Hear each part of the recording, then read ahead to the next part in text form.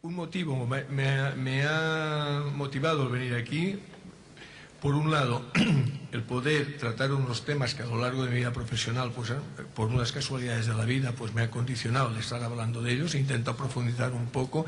Y en estos momentos, además, es motivo de investigación en una tesis doctoral que estoy comenzando para tratar un poco de la limitación de los límites del dominio público marítimo terrestre, cómo debe configurarse. Se ha planteado aquí por diversos ponentes ya la dificultad que hay, lo ambigua que queda la ley en este aspecto y, a mi juicio, la necesidad que, acorde con el desarrollo, digamos, cultural, científico, económico que tenemos la sociedad del siglo XXI, pienso que las definiciones quedan un tanto obsoletas. Entonces, por todos estos motivos, estoy aquí presente y con la idea, fundamentalmente, diría yo, de una cosa, de intentar acortar distancias entre las posturas, digamos, que en algunos casos son radicales por uno y otro lado, de ver el problema de la costa. Me explico. Las visiones que se han dado aquí, con las cuales comulgo absolutamente por parte de todos los afectados por, digamos, la ley de costas, tomemos este término en lenguaje coloquial, estoy absolutamente de acuerdo, pero he de decir, y supongo que a nadie se le escapa, que hay otras posturas que los que hemos tenido algún tipo de responsabilidad en el tema de costas también hemos tenido que oír con la misma mayor intensidad. Yo estaba en foros en donde, digamos, los problemas que se han expuesto aquí con tanta claridad, con tanta profundidad, con tanta razón, pues se han expuesto desde un punto de vista absolutamente distinto, digamos, con la misma convicción. Y desde el punto de vista de lo que lo exponían, pues pienso yo que con la misma buena intención. Entonces, realmente, como decía alguien, la verdad nunca está de una parte. Decía José Luis Almazán que los 98% por ejemplo, de sentencias a favor de una determinada hipótesis probablemente falla algo. Y es cierto porque casi nunca la verdad se polariza. ¿Cuál es el problema entonces? ¿No hay que hacer nada? Sí, hay que hacer algo. Y precisamente creo que, y esto es una postura que desde el único momento que hablaré un poco de política, por decirlo así, creo que corresponde precisamente a los que elegimos para que tomen decisiones, que las tomen. Es decir, en algunos casos esas decisiones se inclinarán más por un punto de vista, en otros por otro. Pero efectivamente, creo yo, y hablo como técnico, que es lo que quiero exponer en esta charla, es a ellos a los que les corresponde. Antes de comenzar un poco y voy a hacerlo muy rápido, lo que era mi propia exposición, porque coincide en gran parte con lo que se ha dicho, quisiera puntualizar 4 o 5 cosas, que es de lo que se ha dicho esta mañana, para aclarar, independientemente de que luego en la mesa redonda a lo mejor podamos clarificarla un poco más. Y he dicho se ha dicho que la definición de dominio público marítimo terrestre efectivamente es ambigua, es complicada, es difícil. Lo que sí digo es que, tal como está redactada actualmente la ley, es mucho más fácil decir una cosa porque es dominio público que decir porque no lo es. De tal forma que ante una eventual impugnación de alguien que pretendiera decir que una cosa que no se ha deslindado como dominio público lo es, tanto la administración como luego los tribunales lo tendría difícil, porque la definición, la conocen ustedes, es prácticamente, lo decía creo que José Luis Almazán hace un momento, mayores temporales conocidos. Óigame, si yo encuentro un fósil de procedencia marina donde sea, y vamos, no uno, suficientes como para demostrar que allí ha habido mar en algún momento, no hay nada en la ley de costas que literalmente se oponga a que eso pueda ser considerado dominio público marítimo terrestre. Obviamente eso es una barbaridad y hay que atajarlo, pero hay que atajarlo modificando la ley, porque si no puede haber alguien que piense que la realidad es esa. Entonces, la exclusión de una zona de dominio público, por mi experiencia lo puedo afirmar, es mucho más difícil excluir que incluir con la definición que hay actualmente de ley. Otro punto que quisiera puntualizar, la irretroactividad de la ley. Yo no vengo a defender ni a criticar la ley, la voy a exponer, pero lo que sí digo es que en este país la irretroactividad está prohibida. Sé lo que se quiere decir con irretroactividad, pero no es exactamente retroactividad. La ley se aplica. Es más, un concepto que no se ha dicho aquí, que creo que es muy importante desde el punto de vista jurídico, ojo, jurídico, no desde el punto de vista real. El dominio público no se crea cuando se pone una línea en un sitio, sea por quien sea la administración en primer lugar, sea luego los tribunales cuando la ratifican o rectifican. El dominio público está ahí y lo que le corresponde a la administración y eventualmente a los tribunales es identificarlo, de tal forma que todas las características del dominio público ya existían. Es lo que se llama en derecho la diferencia entre los actos constitutivos y declarativos. Un acto es constitutivo cuando a partir de ahí se crea la situación. Por ejemplo, matrimonio, hasta que no te casas, no estás casado, valga la redundancia. Sin embargo, cuando naces, independientemente de que te registren o no, en el registro civil ya eres persona. Me explico, te registran en el registro civil porque eres persona, no eres persona porque te registren. En el dominio público pasa exactamente igual, el dominio público ya es. Lo que hace la administración, sea la administración del Estado, sea la del Ejecutivo, sea la del Poder Judicial, lo que hace es tratar de identificar eso y a partir de entonces se da o debía darse una seguridad jurídica. Esto es importante porque además ayuda a clarificar, es decir, la irretroactividad. No, es imposible, porque además el dominio público, si es es desde que se dan las condiciones por las cuales o la Constitución o la legislación anterior a la Constitución lo permitía. Otro tema relacionado con esto, con respecto a otro tema que se ha tocado por aquí, que creo que una sentencia ilustra muchísimo sobre cuál es la postura, digamos, del Tribunal Supremo, incluso del Tribunal Constitucional, con relación a las transitorias. Me remito a una sentencia que se produjo unos días antes de la entrada en vigor de la Ley de Costas, en los primeros días de julio de 1988, referida al Mar Menor, a la manga del Mar Menor. El Tribunal Supremo dijo, antes de la Ley de Costas, me refiero, se planteaba de si era de propiedad privada o era de propiedad pública. El Tribunal Supremo hace el siguiente razonamiento. El señor que reclama la propiedad algo compró, porque lo compró, bueno, no él, sino los que traían causa de él, lo compró en una subasta pública del Estado ya por 1800, quiero recordar. O sea, algo compró porque el Estado lo sacó a pública subasta y este señor lo compró. Pero al mismo tiempo dicen, como eso era dominio público, y es imprescriptible desde el momento en que era dominio público, porque era una playa, ya venía esto recogido, la playa y la zona marítimo terrestre aparecen ya en las partidas, y si nos remontamos iríamos incluso a lo mejor hasta el derecho romano, ¿no? Pero dice el Supremo, dice, como eso era dominio público, no pudo venderlo. Entonces dice, ¿qué pasó ahí? Pero no pudo vender la propiedad, porque el dominio público saben que no se puede vender, ni comprar, ni cargar con servidumbres, que ahora me referiré a ello. Entonces, ¿qué pasó ahí?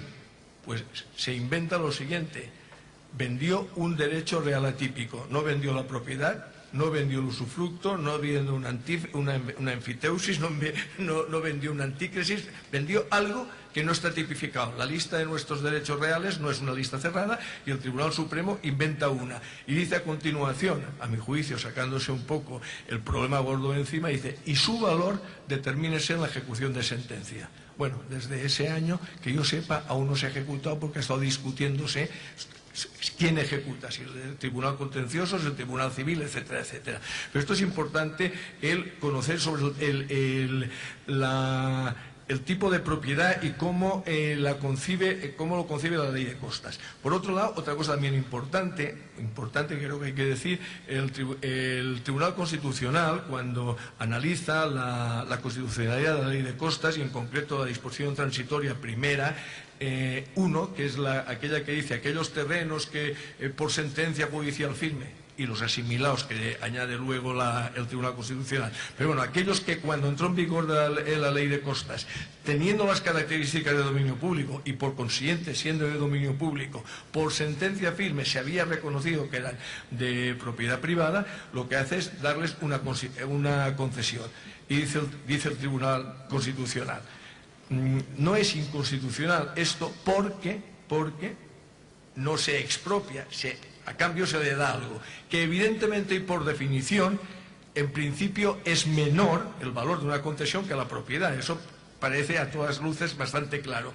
Pero el tribunal hace dos matizaciones a mi juicio importantes. Una que dice, ojo, que esa propiedad ya no era absolutamente una propiedad libre del todo, ya tenía en sí unas cargas precisamente por su condición de dominio público, de las limitaciones a su uso que su condición de dominio público ya le imponía la legislación anterior. Por consiguiente, digamos ya, su valor de mercado no es el mismo que una parcela de al lado que no estuviera en dominio público. Y segundo, que creo que es importante saberlo, dice, ojo, y todo eso es independiente de que si alguien cree que con eso no está suficientemente pagado, es decir, con la concesión, siempre puede ir a un tribunal civil y reclamar la diferencia. Esto es teórico porque evidentemente carga sobre el propietario el hecho de tener que ir cuando antes lo cargaba sobre la administración de ejercer la acción reivindicatoria. Pero estoy hablando en el plano conceptual, o sea, en el plano conceptual, desde lo cual me interesa a mí dejar las cosas claras para poder saber a dónde vamos. Este tema es lo que dice el Tribunal Constitucional.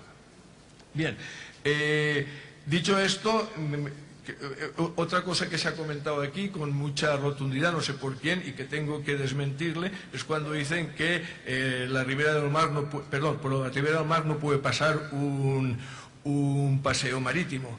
Efectivamente, eso en principio es cierto, lo dice el artículo 44.5 de la ley, pero también dice la disposición transitoria séptima punto 3, que allá donde el terreno a la entrada en vigor de la ley estuviera declarado urbano, entonces, y debidamente justificado, es posible excepcionar esta limitación del artículo 44.5. Es una puntualización muy precisa a este punto en concreto.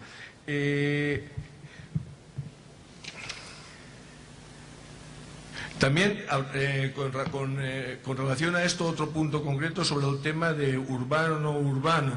Creo que hay también un poco de confusión. Es decir, lo que era urbano a la entrada en vigor de la Ley de Costas es, por supuesto, lo que dijera Plan General, pero también si era urbano. Es decir, con el terreno urbano pasa igual que con el dominio público. El Plan General lo declara urbano porque es. No es porque lo declara el plan, no sé si me explico. Esa es la teoría. O sea, y de hecho, la propia Ley de Costas lo recoge. Es decir, allá donde no estuviera declarado, se puede pedir a quien tiene competencia para decirlo, si era urbano, con independencia de que en ese momento estuviera recogido en el plan. Entre otras cosas, porque los planes, igual que los deslindes, se demoran mucho. Y puede una zona ser urbana y todavía no estar declarada en el plan como urbana. La teoría, evidentemente, habrá todas las excepciones que queráis, pero el tema urbano no os ha de preocupar que en el momento estuviera o no reconocido. Si era urbano, se ha de reconocer, porque es como el dominio público, es decir, se identifica un terreno que reúne las características de urbano y entonces se recoge como urbano. No al revés, como la praxis alguna vez ha llevado a eso, pero en cualquier tribunal supongo que se ganaría. Finalmente, respecto al otro tema, tenía algunos más, pero también queda claro el tema de acantilados. El tema de acantilados, aprovechando los acantilados, añado otra cosa. La ley del 69 y la ley del 88 no. En el reconocimiento del dominio público, aparte del temporal ordinario y temporal conocido, esa frase que sí es distinta y que puede dar mucho de sí o puede dar nada de sí, según se interprete, solamente en la definición hay un punto, a mi juicio, que difieren exclusivamente, que es en el tema de las playas, porque la ley del 69, al reconocer la playa como dominio público, decía terreno sensiblemente llano, con lo cual alguien excluyó de ahí las dunas, porque efectivamente por definición, o casi por definición, no suelen ser casi nunca llanas las dunas, ¿no? Entonces, durante mucho tiempo se vio que había una diferencia entre ambas leyes con respecto a las dunas, pero esto realmente en las postrimerías de la ley del 69, o sea, estando en vigor la ley del 69 y hacia el final, incluso la propia jurisprudencia ya empezaba a incluir las dunas, con lo cual prácticamente no había diferencia en lo que era dominio público definido por la ley del 69 con la ribera del mar definido en el año 88.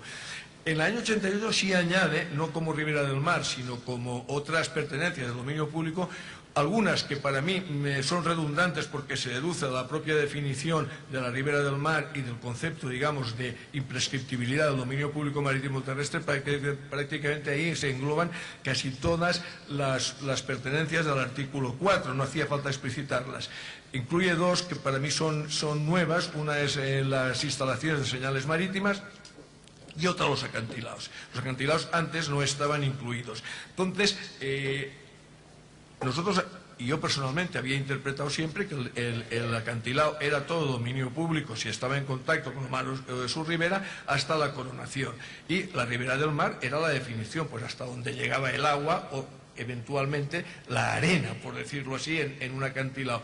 Pero el tribunal me parece que es el Supremo ya, luego la Audiencia Nacional, y no sé si el Supremo, tiene una interpretación, a mi juicio, un poco peregrina, y yo la critico, porque dice que lleva al borde del acantilado de la ribera del mar, y lo dice por una razón que es comprensible desde el punto de vista del lego en materias que no sean, técnicas y como decía José Luis, en la perversión del lenguaje, porque, claro, la servidumbre de las que... Bueno, el Supremo dice, óigame, si yo pongo a media ladera, del acantilado, la ribera del mar, resulta que sobre el resto del acantilado, que es dominio público, estoy introduciendo una servidumbre.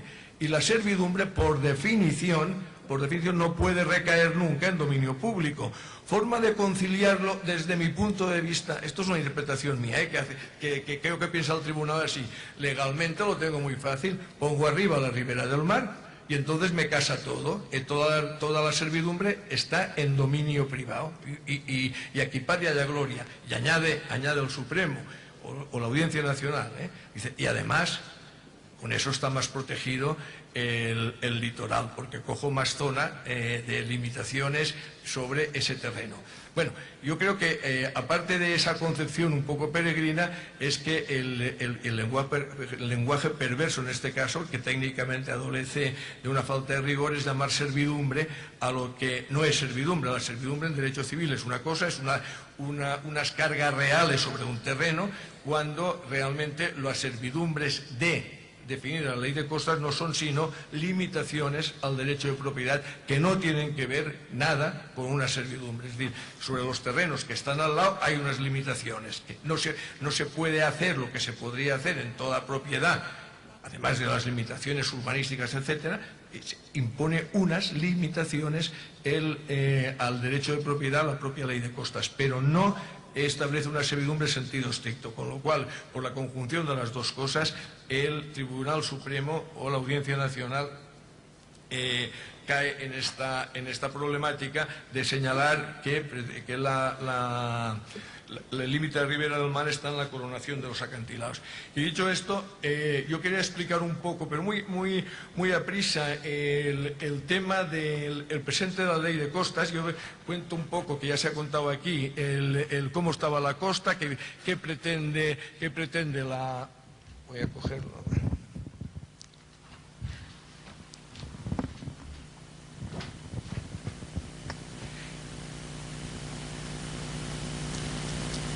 ¿Qué pretende la ley de costas con actuación sobre este particular terreno? Y voy a decir que, un poco resumiendo, la ley de costas, por un lado, da unas normas para delimitar el dominio público. Ya he dicho que son un tanto ambiguas, que creo que son perfectibles. De hecho, personalmente estoy un poco implicado en ese tema porque me preocupa, para poder intentar hacer alguna aportación que eventualmente pueda merecer la pena. Y segundo, regula la utilización precisamente de ese dominio público, a raíz que es la razón por la cual se formula todas las limitaciones también desde el lado. Entonces, el dominio público, la ley es muy clara y dice, ¿qué se puede hacer en el dominio público? Pues mire, los usos generales sin limitación y además de forma pública, gratuita, etcétera. Pasear, nadar, navegar, tomar el sol, etcétera, etcétera, etcétera. Eso ilimitadamente. Todo lo que no sea eso se llamará uso especial y solamente se permitirá, a mi modo de ver, en una expresión muy desafortunada, todo tipo de actividades, solo se permitían aquel tipo de actividades o instalaciones que por su naturaleza no pueden tener otra ubicación. Y ahí esto para mí es otra perversión del lenguaje porque si alguien haría una especie, yo siempre lo comento, si a alguien se le ocurre alguna más de las actividades o instalaciones que por su naturaleza no pueden tener ubicación, a las tres que voy a decir me parece, porque no llego nunca a contar estas. Una es emisarios submarinos, han de atravesar evidentemente la playa y el mar, puertos, varaderos, instalaciones de acuicultura, me parece que si a alguien se le ocurre otra, me hará una aportación, porque al principio nada más me ocurrían tres. ¿Cuál? Bueno, el bombeo puede estar fuera, pueden hacerle... por su naturaleza no exige, la naturaleza del bombeo no exige... La prueba es que hay bombeos que están fuera del dominio público, pero emisarios submarinos no hay fuera del dominio público. O sea, es así. Entonces, el reglamento, con una, digamos, interpretación, a mi modo de ver, contra ley, nadie la ha recurrido porque evidentemente es de sentido común, pero el reglamento dice, se entenderá que por su naturaleza no pueden tener otra ubicación aquellas actividades de interés público que por la naturaleza del tramo de costa, o sea, no por la suya, sino por la del tramo de costa, no pueden tener otra ubicación. Claro. Entonces, eso permite los chiringuitos, etcétera, etcétera, en teoría, donde no podía... Bueno, toda esta historia. Entonces, como ven o como veis, la restricción de la ley de costas es muy fuerte para todo lo que no sean los usos generales. Y luego dicen, para que esa potencialidad, ese uso del dominio público sea posible, necesitamos imponer unas servidumbres, yo digo limitaciones a la propiedad en los terrenos colindantes. Y de ahí nace la razón teórica de todo esto. Por cierto, una precisión, este es San José Luis. La servidumbre de vigilancia era de 6 metros y la de salvamento era de 20. ¿Por qué lo digo? Porque aprovechando que ya existía esa de 20, que por cierto, era para dejar los restos de barcos que podían naufragar y había que pagar al propietario del terreno, cuando el propietario del barco fuera a hacerse con los despojos de su barco, tenía que pagar al del terreno. No tenía, y esto, a mí me ha ocurrido en aplicación de la ley de costas. Alguien me ha pedido, por lo que decía yo, de que siempre está la otra parte, que pusiera una servidumbre de salvamento encima de un acantilado. Digo, mire, aquí nunca ha habido servidumbre de salvamento, porque nunca arriba del acantilado iban a dejar los despojos de los barcos. Así de claro. Bueno, se ha hecho mucha demagogia. Yo diría por el otro lado, los más publicistas, se ha hecho demasiada demagogia también por la aplicación de la ley de costas, y esto también ha dado pie a que los más publicistas, digamos, también dentro del propio ministerio, pues hayan puesto la cabeza de la manifestación muchas veces, ¿no? Entonces, dicho esto, digo, bueno, estamos ante un problema irresoluble, me voy a ir pasando, por favor, porque es que todo esto es un poco la ley de costas. Sí, anterior, por favor. Habló José Luis un poco ¿qué es lo que se puede hacer? Bueno, tradicionalmente hay 3 estrategias, y antes de hablar de las estrategias hablo del marco, que aunque lo tenía luego. El marco es el siguiente, mirad, como se ha explicado antes, el dominio público marítimo terrestre, parte de tierra, es una franja muy limitada. Y querer desde ahí solucionar todo el problema de la costa, también, mi opinión, igual lo discutimos luego, creo que la costa, yo me quedo con... la definición tuya es una de las que... la acepto, pero yo la amplío más. Creo que yo llamo costa allá donde hay algún tipo de interrelación mar-tierra. En su extremo sería costa, extremo, digo, y es una caricatura, el nacimiento del río Ebro, porque desde allí puede, en teoría, venir un sedimento que vaya a parar al delta. Habría una cierta interacción mar-tierra, ya sé que no es el caso, pero hablo de interacciones físicas, pero también socioeconómicas. Entonces, desde ese punto de vista, la costa no se puede solucionar desde esa estrecha franja. Entonces, ¿a dónde voy? ¿Dónde se ha de ir? Pues a lo que se llama gestión integral de la costa, llámese como se quiera, pero supone el abarcar la costa, digamos, por sentido común, en toda la amplitud de lo que es zona mar, zona tierra, con mutua influencia, y tratarlo, digamos, como un todo. Una de las cosas que habrá que tener en cuenta, seguro, es que precisamente, se ha comentado aquí, el límite entre las dos fases, mar y tierra, es una fase variable, de alguna forma es periódica. Sabemos que hay un perfil de verano, otro perfil de invierno de la costa, hay una tendencia también secular según hacia dónde vaya, digamos, el transporte marítimo dominante, con lo cual acumula en una parte de las estructuras que interrumpen el transporte de materiales, acumulan el material, en otra parte, al no recibir el material que se ha acumulado, produce erosión, y todo esto hay que solucionarlo. Y todo esto no va a tener solución si todas las administraciones no se implican. ¿Por qué? Porque es imposible solucionar un problema grande desde una porción mínima de él, además donde prácticamente se puede hacer menos. Actualmente, ¿qué tipo de coordinación hay? Pues la verdad es que es relativamente pequeña, y además, alguien lo habrá sufrido por aquí, supongo, es el tema de los informes de planeamiento que hace el Ministerio. En teoría, digamos, las características costeras de la zona esta se tendrían que tener en cuenta en los planes urbanísticos a raíz de un informe que hace el propio Ministerio. Esto ha dado lugar a situaciones, y hay bastantes, digamos, reclamaciones ante los tribunales, es decir, óigame, que aquí hay un plan que el Ministerio en su día informó favorablemente, se construyó de acuerdo con eso, y ahora resulta que vienen unas limitaciones que entonces no estaban previstas como consecuencia de un deslinde posterior. Digamos, desgraciadamente, y me atrevería a decir que sí, los tribunales dicen, óigame, pues perfecto, porque el informe que se hizo por parte del Ministerio no fue a efectos de determinar las características del terreno, que eso se hace luego. Se hizo con otros efectos y, por consiguiente, validan esa discordancia.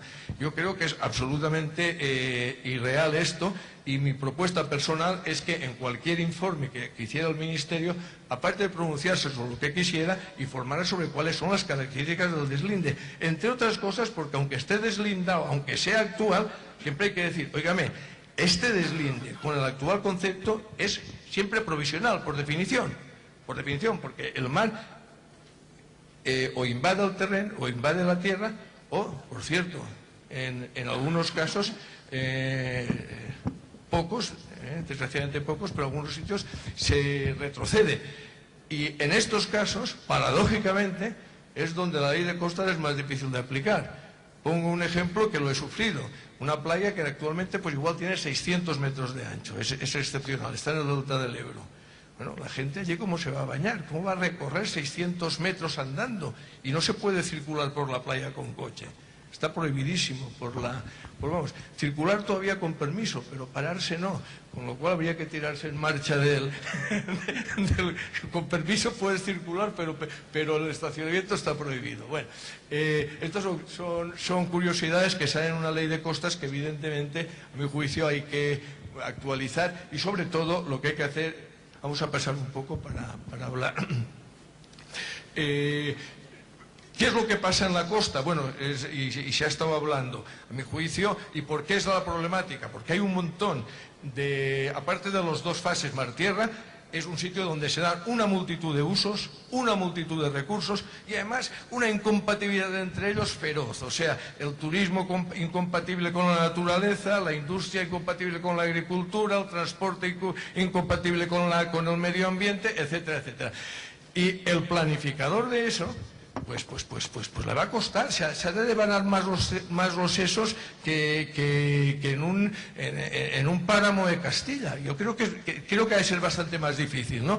Y este es el gran reto al mismo tiempo, cuando además hay muchas administraciones, hay muchos niveles, etcétera, etcétera. Bueno, pues todo esto es lo que recoge un poco el sistema de gestión integral, el cual, por otro lado, en Europa ya hay una famosa ley modelo, ¿no?, de gestión integral, que aquí tendremos que adoptarlo pronto o tarde, aunque va a costar porque precisamente va a suponer limitar parte de las competencias que las administraciones tienen y actualmente las tienen, pero el que sufre porque no las ejerce coordinadamente, en definitiva, es el ciudadano.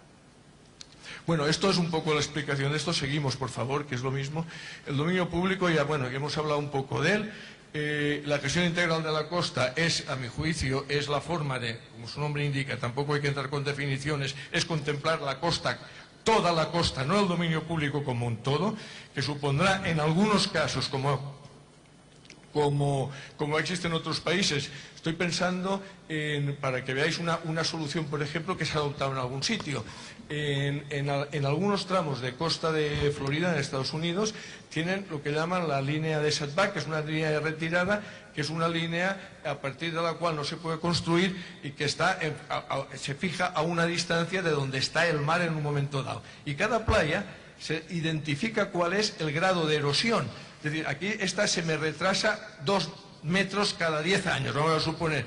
Bueno, pues yo supongo que las edificaciones a los 50 años o a los 100, me da igual, ya están amortizadas, yo permito construir a una distancia de tal manera que si todo va como va, a los 50 años hay que tirarla, pero el que compra el terreno, primero no lo comprará al precio de si es para toda la vida, y segundo, cuando construye ya sabrá que a los 50 años se le ha amortizado. Es decir, es un esquema más racional que el que tenemos aquí, que estamos construyendo en primera fila muchas veces con unos problemas de erosión graves, a veces imposibles de solucionar, como ahora quiero poner vamos a pasar una diapositiva siguiente. No, vamos a pasar ya las 4 fotos porque se ha hecho muy tarde. Bueno, mirad, esto es lo que quería decir. Esta es la orientación de costa de equilibrio. Este es el puerto de Burriana. Vamos a seguir. Esta es una orientación sensiblemente paralela a la anterior. Seguimos. Mirad, la misma. Esa es la orientación en que la playa está en equilibrio. Es más o menos la misma. Es decir, que cuando el mar entra como norma o como media perpendicular a eso, pues ocurriría lo que nos contaba José Luis de el equilibrio transversal. En invierno habría menos playa, en verano más, pero se mantendría.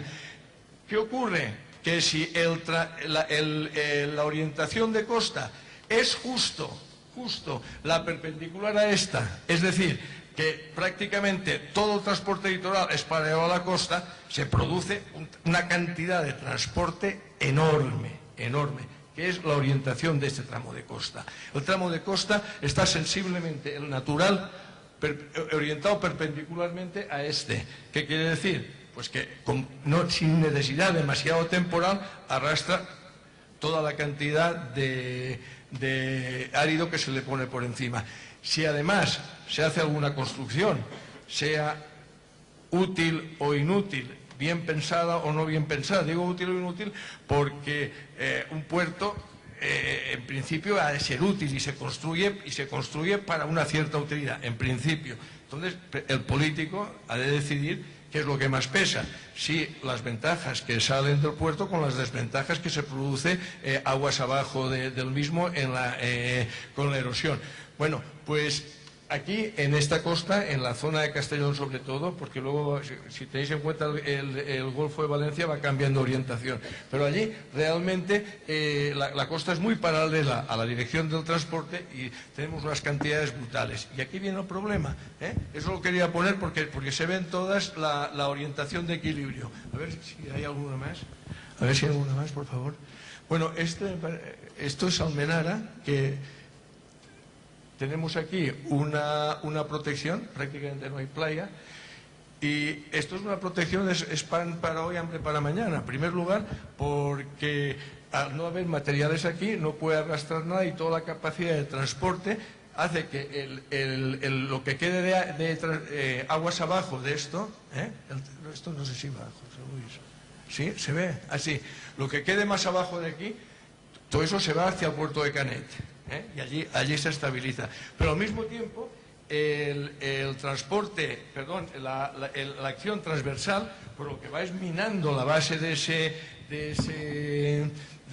muro de piedras, y el día menos pensado, tardará bastante, pues se irá el muro y lo que hay detrás, pero porque sí, porque el mar puede mucho, nos está hablando de la gran cantidad de energía que tiene. Con lo cual, y con eso acabo, desde mi punto de vista, el problema está ahí. La ley de costas ha solucionado algunas cosas, ha de mejorar otras, pero la solución total implica, digamos, una reflexión y una reforma, a mi juicio, en profundidad muy grande de los elementos que tenemos en marcha ahora, porque con los elementos, digamos, legales y jurisprudenciales que tenemos, pienso que nuestra actuación es bastante limitada. Vamos a ver si entre todos podemos poner un poco de luz. Muchas gracias.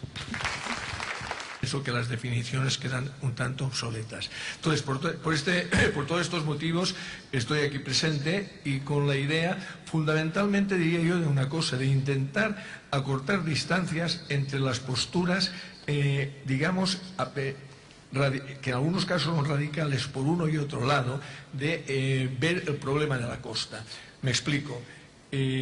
Las visiones que se han dado aquí, con las cuales comulgo absolutamente por parte de todos los afectados por, digamos, la ley de costas, tomemos este término en lenguaje coloquial, estoy absolutamente de acuerdo, pero he de decir, y supongo que a nadie se le escapa, que hay otras posturas que los que hemos tenido algún tipo de responsabilidad en el tema de costas también hemos tenido que oír con la misma mayor intensidad. Yo estaba en foros en donde, digamos, los problemas que se han expuesto aquí con tanta claridad, con tanta profundidad, con tanta razón, pues se han expuesto desde un punto de vista absolutamente distinto, digamos, con la misma convicción. Y desde el punto de vista de lo que lo exponían, pues pienso yo que con la misma buena intención. Entonces, realmente, como decía alguien, la verdad nunca está de una parte. Decía José Luis Almazán que los 98% por ejemplo, de sentencias a favor de una determinada hipótesis probablemente falla algo. Y es cierto porque casi nunca la verdad se polariza. ¿Cuál es el problema entonces? ¿No hay que hacer nada? Sí, hay que hacer algo. Y precisamente creo que, y esto es una postura que desde el único momento que hablaré un poco de política, por decirlo así, creo que corresponde precisamente a los que elegimos para que tomen decisiones, que las tomen. Es decir, en algunos casos esas decisiones se inclinarán más por un punto de vista, en otros por otro. Pero efectivamente, creo yo, y hablo como técnico, que es lo que quiero exponer en esta charla, es a ellos a los que les corresponde. Antes de comenzar un poco y voy a hacerlo muy rápido, lo que era mi propia exposición, porque coincide en gran parte con lo que se ha dicho, quisiera puntualizar 4 o 5 cosas, que es de lo que se ha dicho esta mañana, para aclarar, independientemente que luego en la mesa redonda a lo mejor podamos clarificarla un poco más. Y he dicho se ha dicho que la definición de dominio público marítimo terrestre efectivamente es ambigua, es complicada, es difícil. Lo que sí digo es que tal como está redactada actualmente la ley, es mucho más fácil decir una cosa porque es dominio público que decir porque no lo es. De tal forma que ante una eventual impugnación de alguien que pretende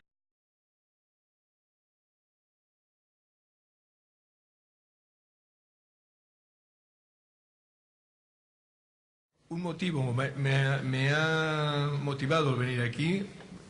Por un lado, el poder tratar unos temas que a lo largo de mi vida profesional, pues por unas casualidades de la vida, pues me ha condicionado el estar hablando de ellos. Intento profundizar un poco.